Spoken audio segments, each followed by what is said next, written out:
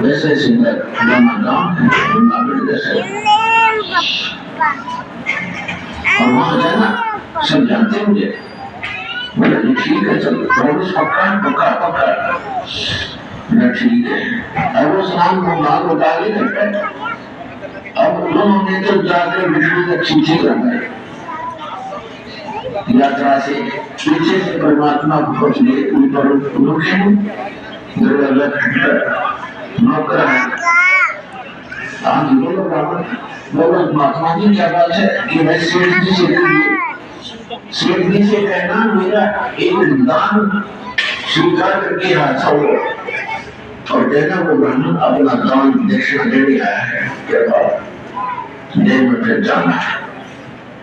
नौकर ने जाके कहा कि कोई ब्राह्मण आया है, आपने गंगा जी को दान करने का प्रॉमिस किया था, वो अपना दान मांग रहा है।